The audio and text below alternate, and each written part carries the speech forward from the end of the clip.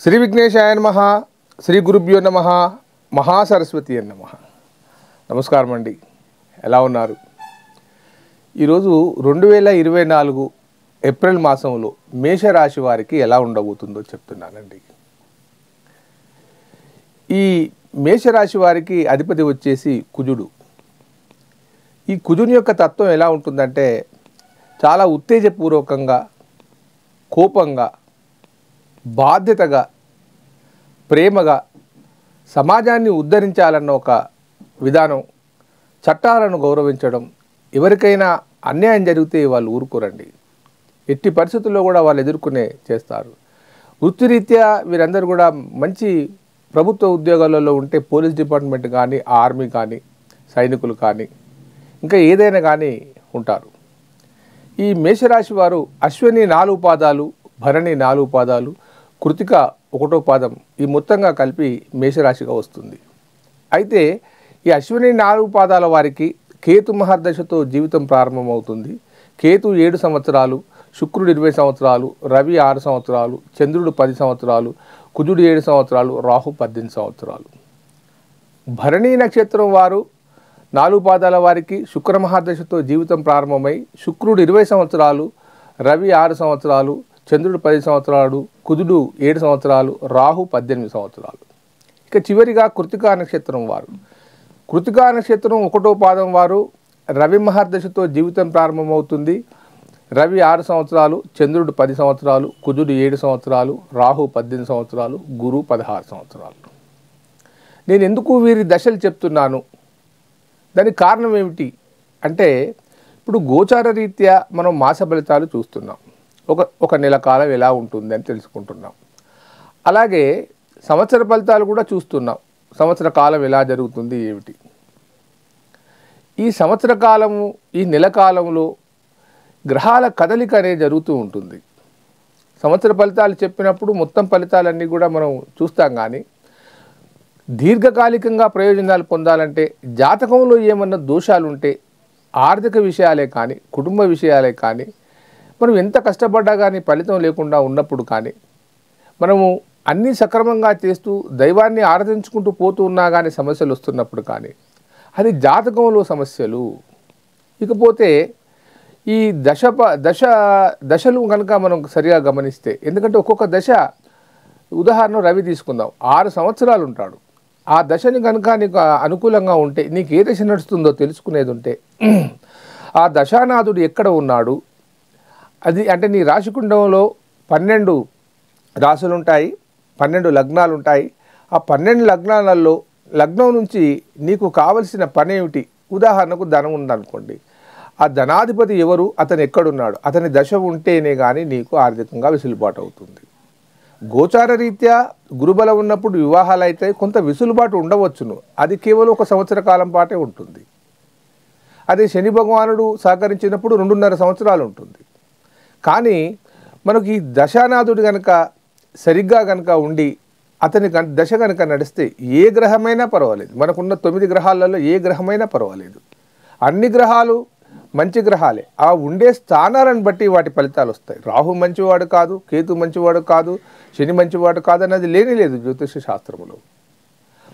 ఏ గ్రహమైనా కానీ తన ఉన్న స్థితిని బట్టి నీకు ఫలితాలను ఇస్తాడు. ఆయన ఏ ఇంట్లో ఉంటే ఆ ఫలితాలను ఇస్తాడు. కాకపోతే గురువు మాత్రం ఆయన వచ్చినప్పుడు మంచి ఫలితాలు ఇస్తాడు, రాకుంటే నెమ్మదిగా ఉంటాడు. శని, రాహు, కేతులు అలా కాదు. వారు మంచి స్థానాల్లో మంచి ఇస్తారు, వాళ్ళు చెడు స్థానాల్లో ఉంటే చెడిస్తారు. కాబట్టి ఇవన్నీ తెలుసుకొని దశ ప్రకారంగా జీవితాన్ని సరి చేసుకోగలిగితే, దాన్ని అంచనా వేసుకొని తెలుసుకుంటే అద్భుతంగా ఉంటుంది.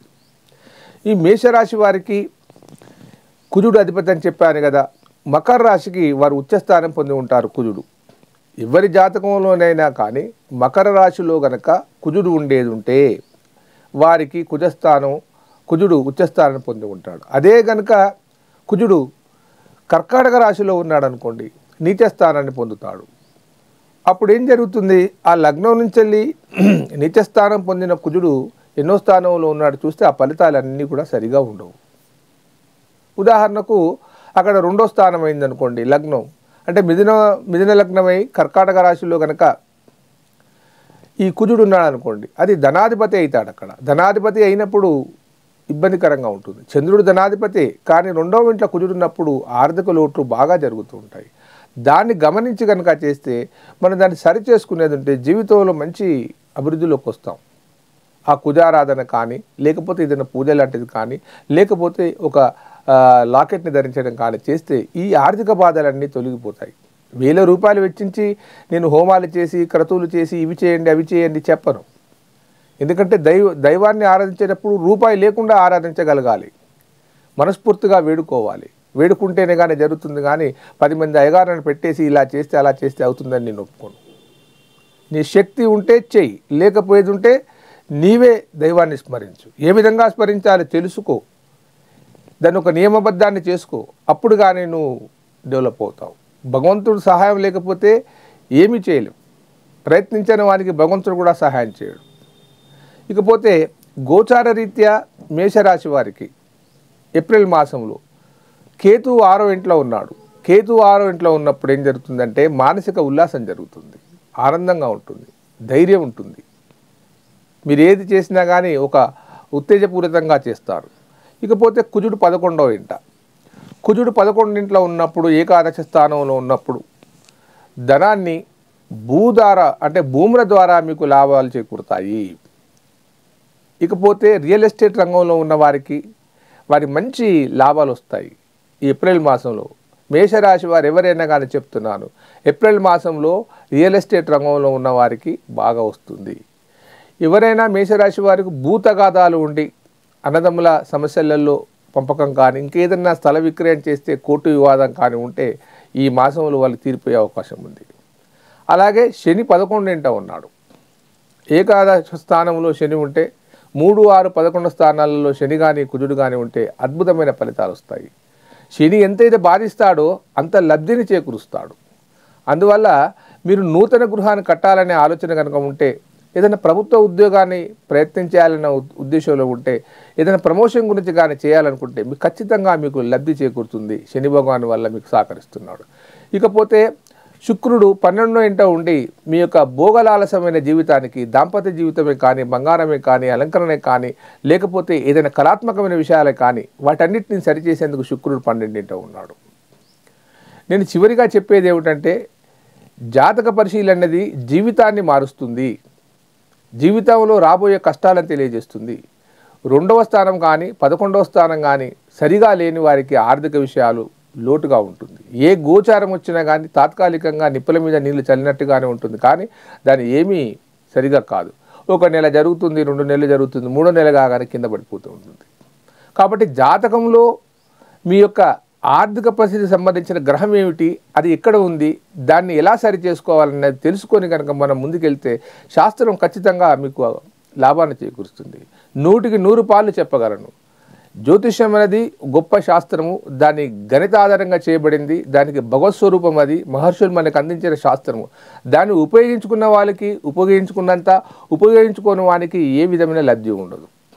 కాబట్టి మీకేదైనా జాతక సమస్యలు ఉంటే మీ డేట్ ఆఫ్ బర్త్ ప్లేసు, ఎక్కడ పుట్టారు, ఏ జిల్లాలో పుట్టారు, ఆ వివరాలన్నీ సవిరంగా పంపిస్తే మీ జాతకాన్ని పరిశీలించి మీకు ఖచ్చితంగా సహాయం చేస్తాను.